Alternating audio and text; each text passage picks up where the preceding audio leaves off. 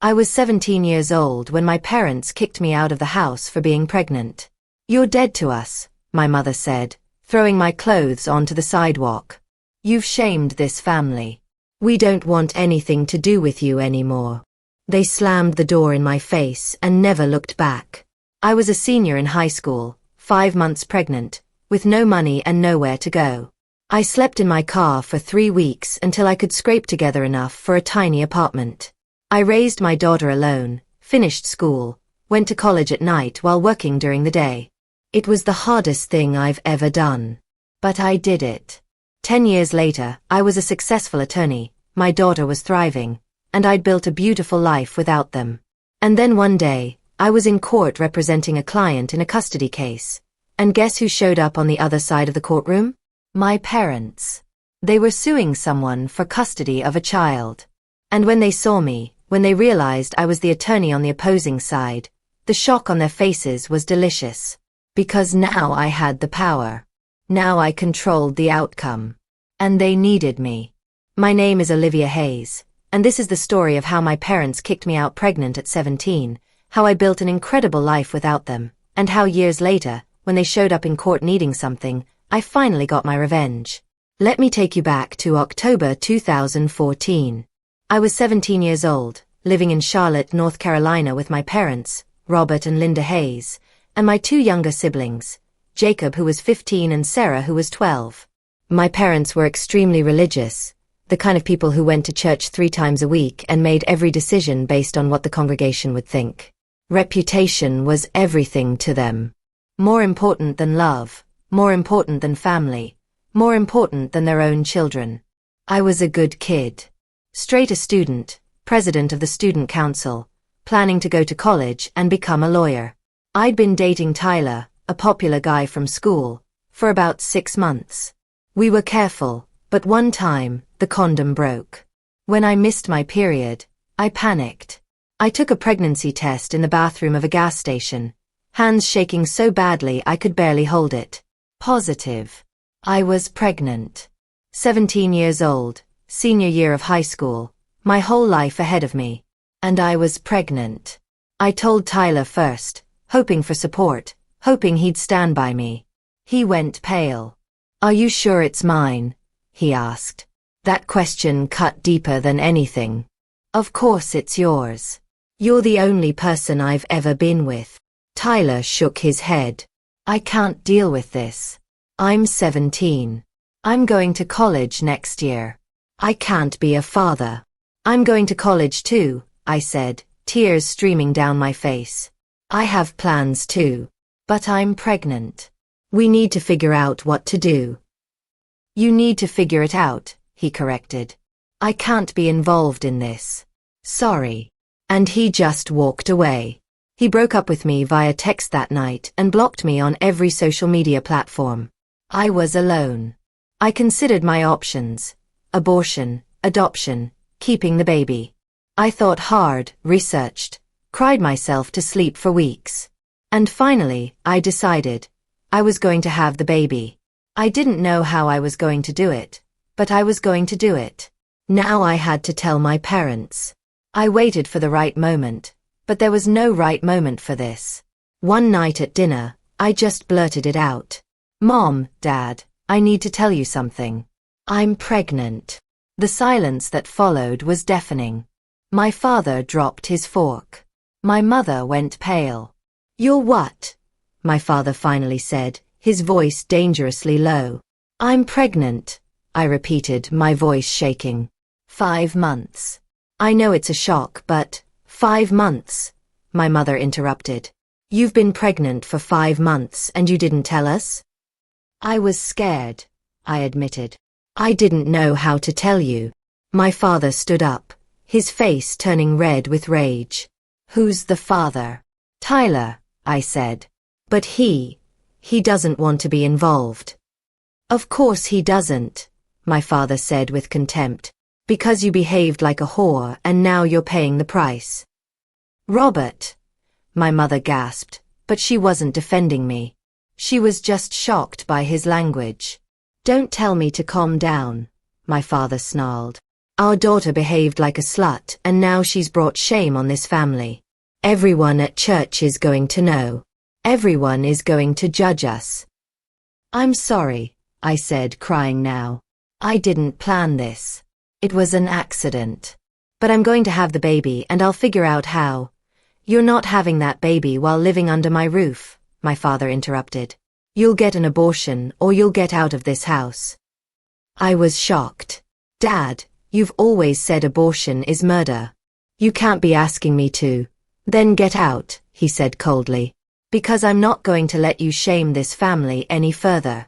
I'm not going to let you parade around church pregnant, making everyone talk about us. Robert, she's our daughter, my mother said weakly. She made a choice, my father said. And now she's going to live with the consequences. Olivia, you have 1 hour to pack your things and leave.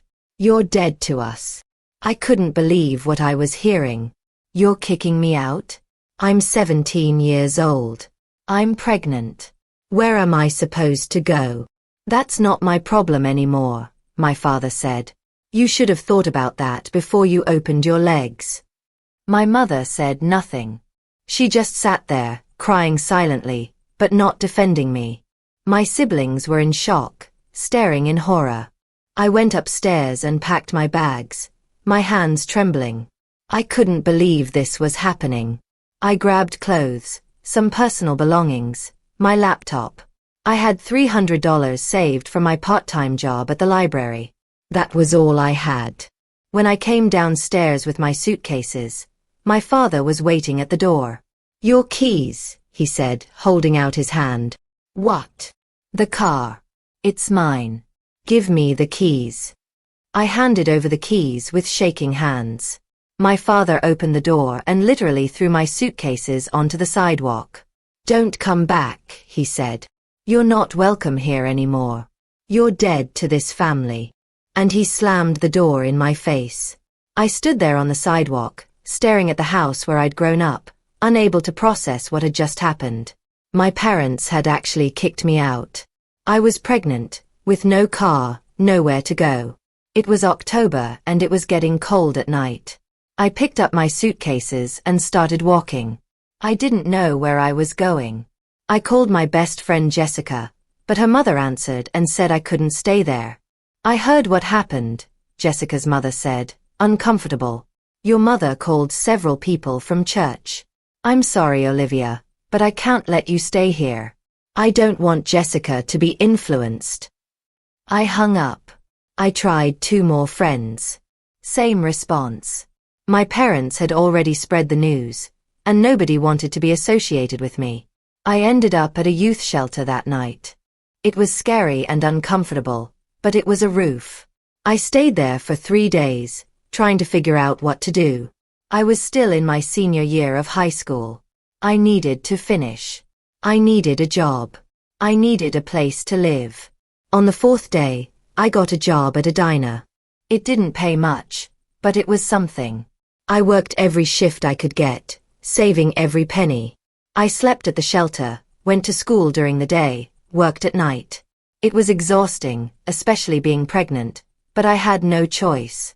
After 2 weeks, I had enough money to buy an old beat-up car for $500. It wasn't much, but it had a back seat where I could sleep. I left the shelter and started sleeping in the car, parking in different places every night so I wouldn't be bothered.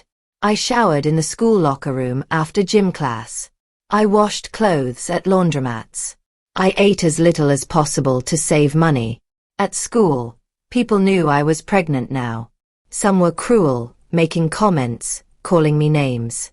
Others just avoided me. I became invisible, the pregnant girl nobody wanted to know. But I kept going. I kept studying. I wasn't going to give up. Michelle's husband had died in a car accident, and his parents were suing for custody of their grandson, claiming Michelle was an unfit mother.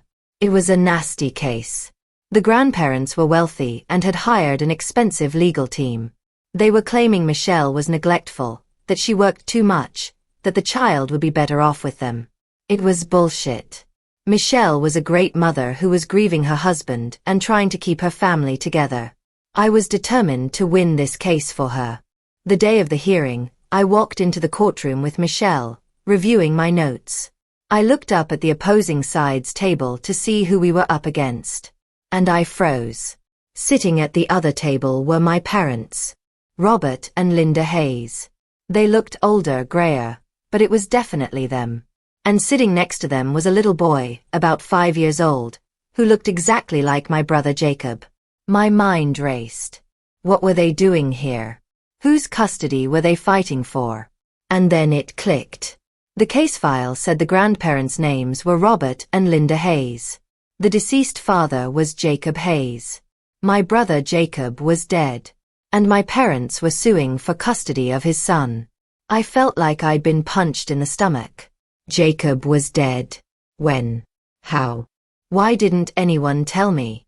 But of course no one told me. I was dead to them, remember? My mother looked up and saw me. Her face went white. She grabbed my father's arm and whispered something to him.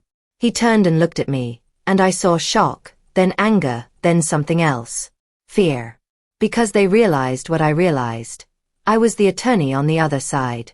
I was representing the woman they were trying to take a child from. I had the power now. The judge entered and we all stood. My hands were shaking, but I forced myself to focus. This wasn't about my parents. This was about my client, about a little boy who just lost his father, about keeping a family together. The hearing began.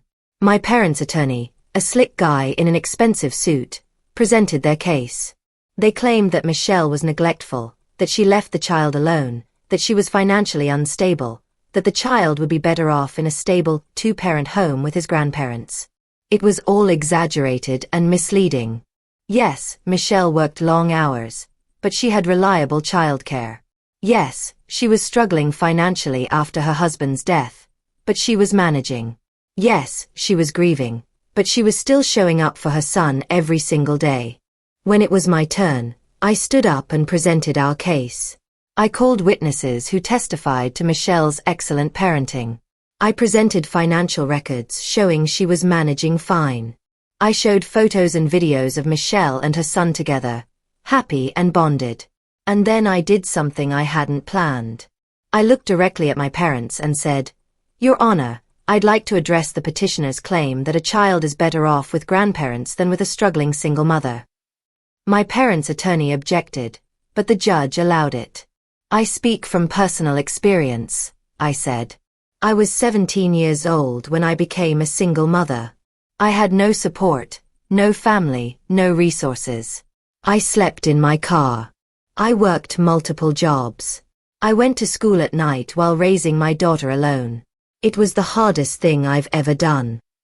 I saw my mother's face crumbling, tears starting to form. But I did it. I gave my daughter a good life. I loved her unconditionally. I showed up for her every single day. And she's thriving now. Because what a child needs isn't wealth or a two-parent home. What a child needs is love, stability, and a parent who will never give up on them. I looked directly at my father.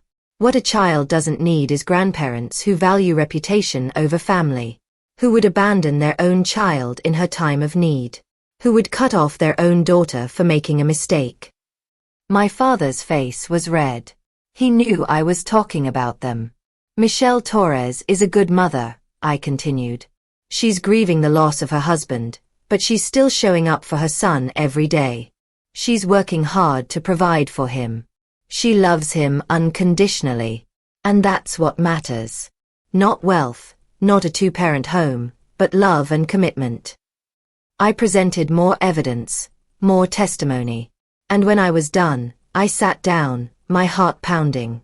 The judge took a recess to review the evidence. During the break, my mother approached me in the hallway. "Olivia," she said, her voice shaking.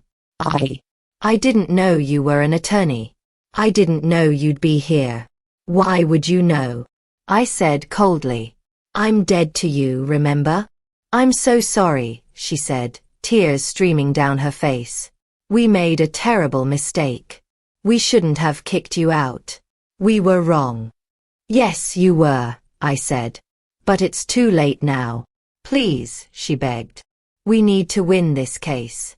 That little boy is all we have left of Jacob. Jacob died 6 months ago in a motorcycle accident. His wife, Michelle, she's not fit to raise him. We can give him a better life. Michelle is a great mother, I said. And you're not going to take her son away from her. Olivia, please, my mother said. We're family. Can't you help us? I laughed, a bitter sound. Family. You kicked me out when I was 17 and pregnant. You told me I was dead to you. You never once checked to see if I was okay, if your granddaughter was okay. And now you want me to help you. We made a mistake, my mother said desperately. We were wrong. But please, don't punish us by taking our grandson away. I'm not taking anyone away, I said. I'm keeping a child with his mother, where he belongs. Just like I kept my daughter with me, even when I had nothing. My father approached then. Olivia, we can pay you. Whatever you want. Just drop this case. I stared at him in disbelief. You think this is about money? You think you can buy me off? Everyone has a price, my father said. Name yours. Get away from me, I said. Both of you. You're not my family. You made that clear 10 years ago. I walked away, back into the courtroom. When the judge returned, she delivered her ruling.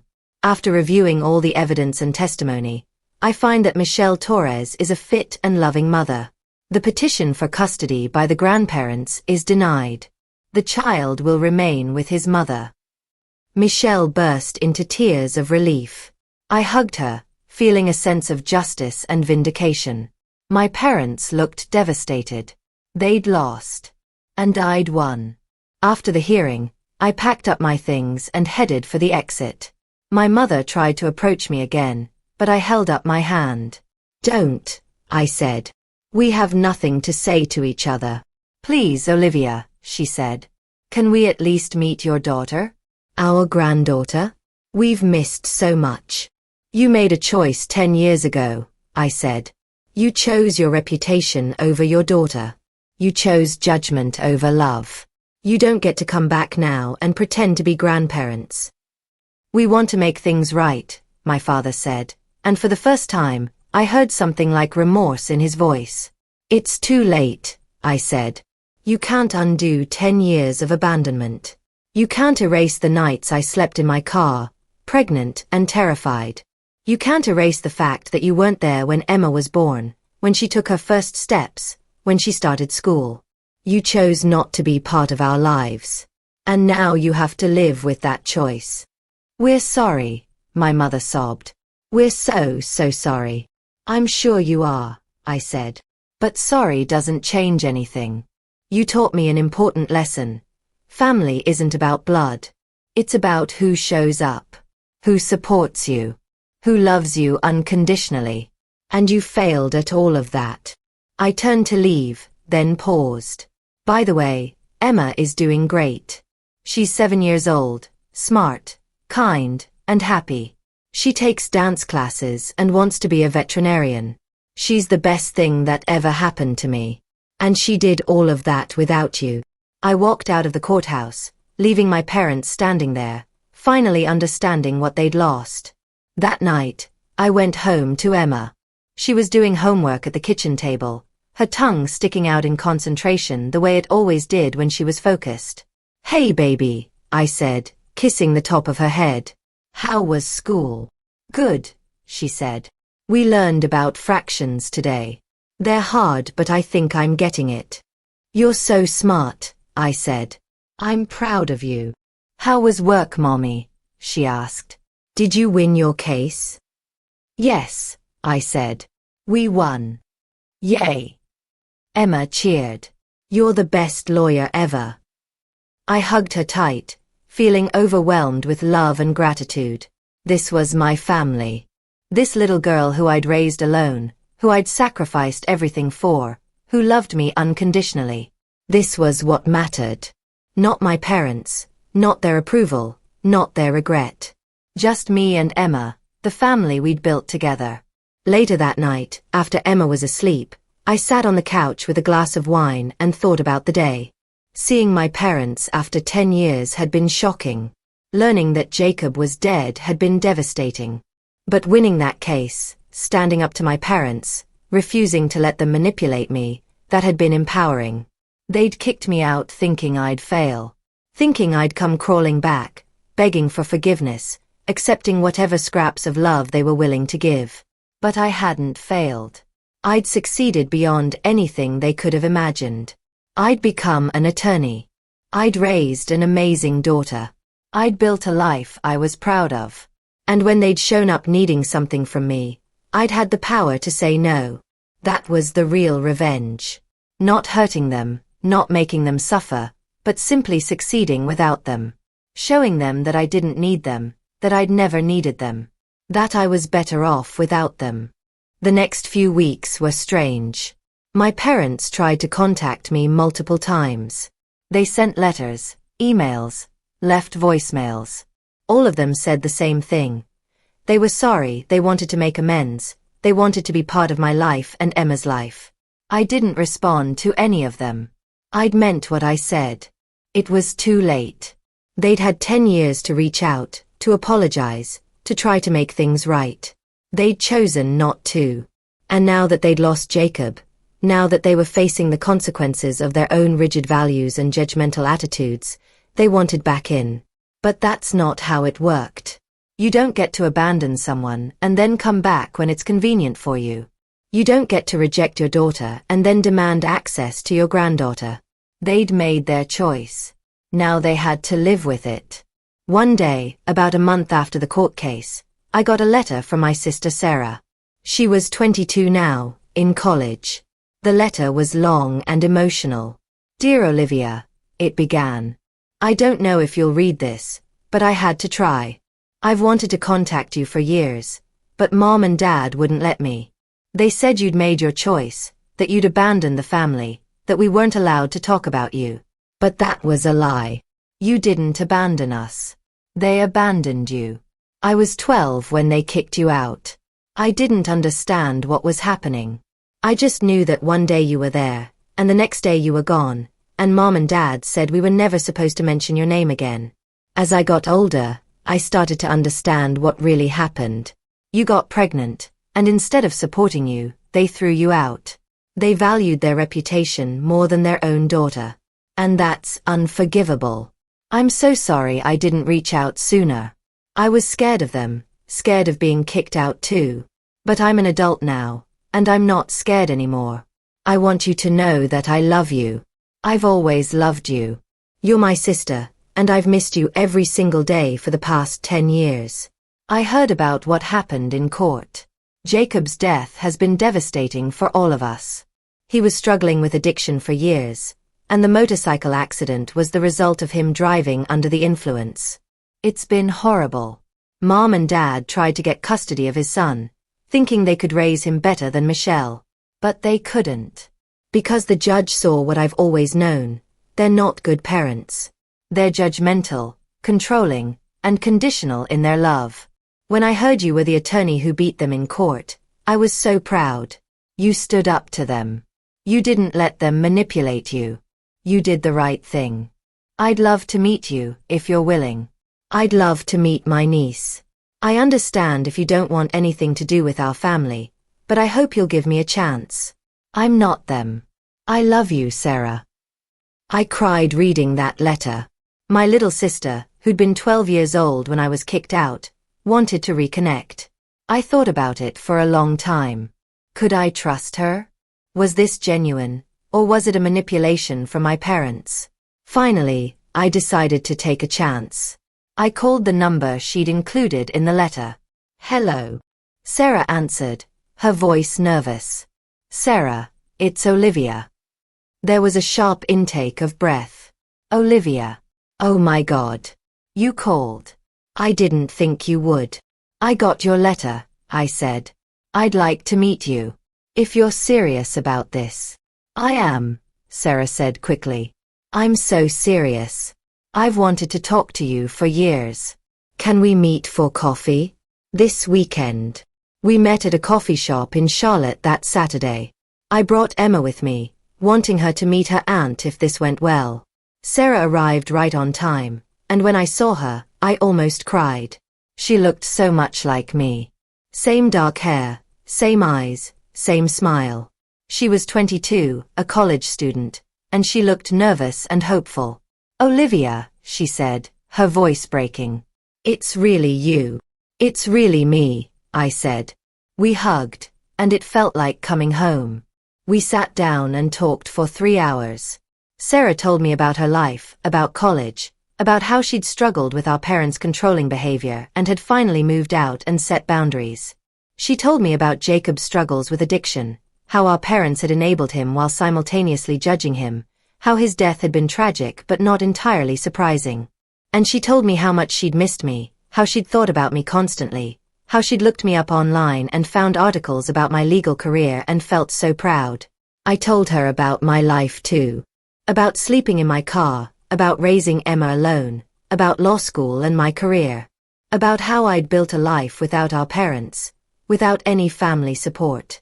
"You're amazing," Sarah said, tears in her eyes. "I can't believe you did all of that alone. I'm so sorry I wasn't there for you." "You were 12, I said. "It wasn't your responsibility." "Still," Sarah said, "I wish I'd been braver. I wish I'd reached out sooner." "You're here now," I said. "That's what matters."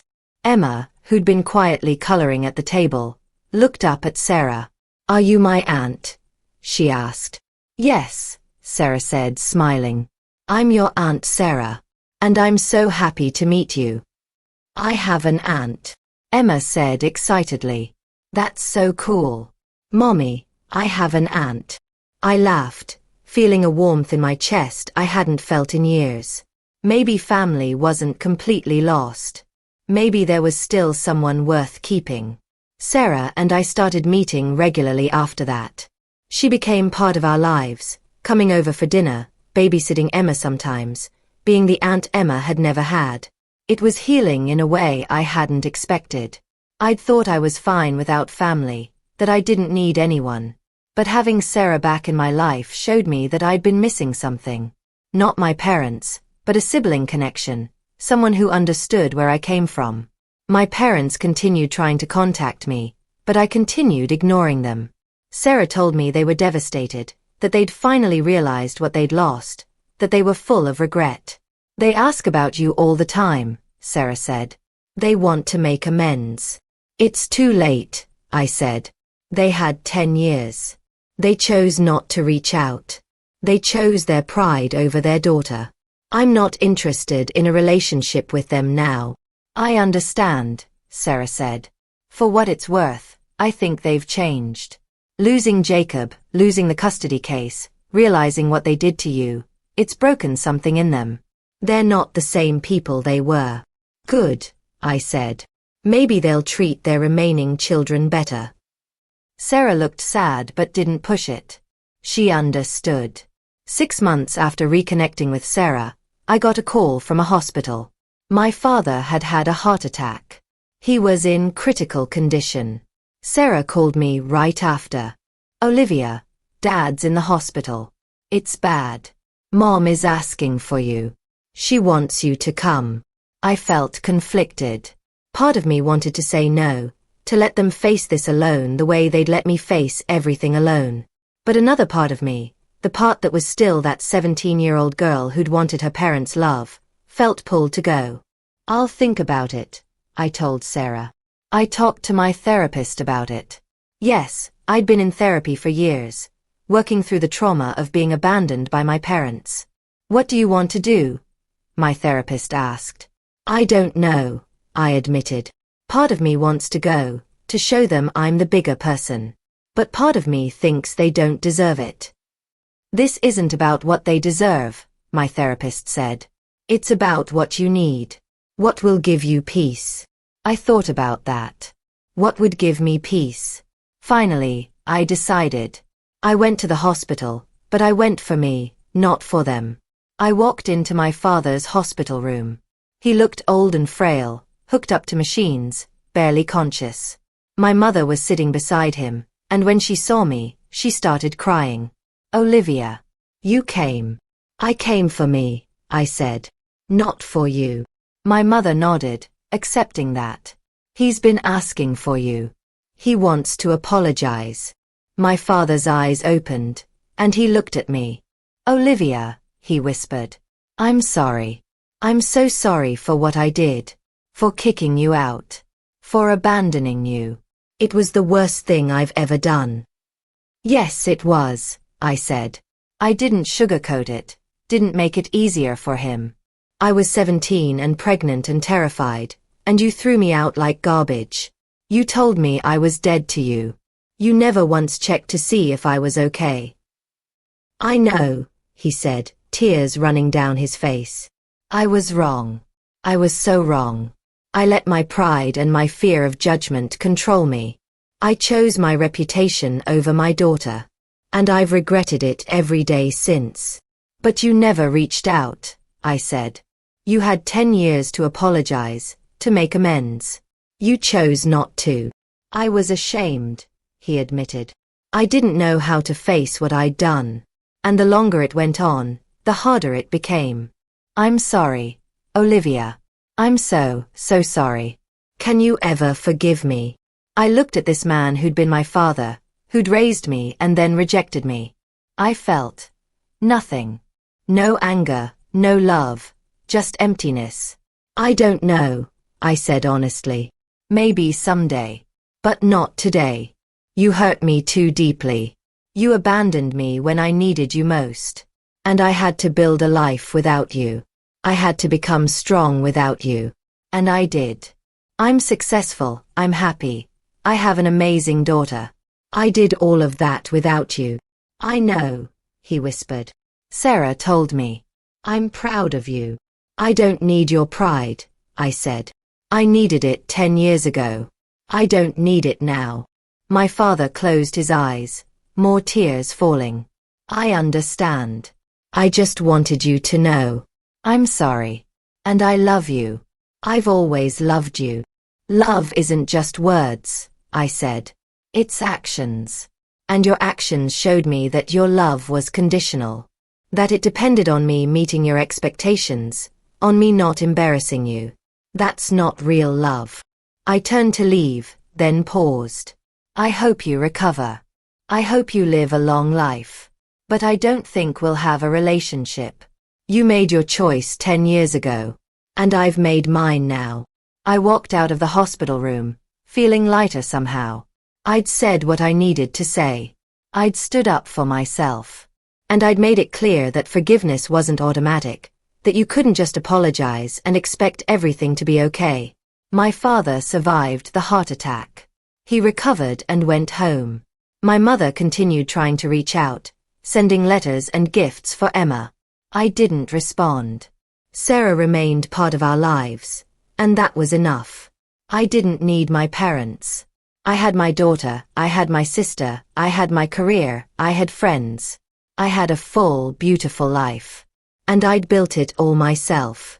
That's the real ending to this story. Not reconciliation, not forgiveness, but boundaries. The understanding that you don't owe anyone a relationship, not even your parents. That you can choose who gets to be part of your life. That you can walk away from people who hurt you, even if they're family. My parents kicked me out when I was 17 and pregnant. They told me I was dead to them. And in a way they were right. The girl they knew, the obedient daughter who cared about their approval, she did die that day on the sidewalk.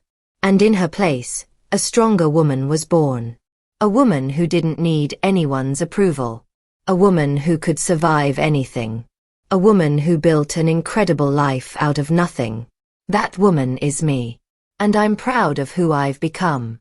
Not despite my parents' rejection, but because of it. They thought kicking me out would break me. Instead, it made me stronger. They thought I'd fail without them. Instead, I succeeded beyond their wildest dreams. They thought they had the power. But in the end I did. And when they showed up in court years later, needing something from me, I had the power to say no. That's the real revenge. Not hurting them, but simply not needing them. Not caring about their approval. Building a life so full and beautiful that they're irrelevant to it. My name is Olivia Hayes. I'm a successful attorney, a devoted mother, and a survivor. And this is my story.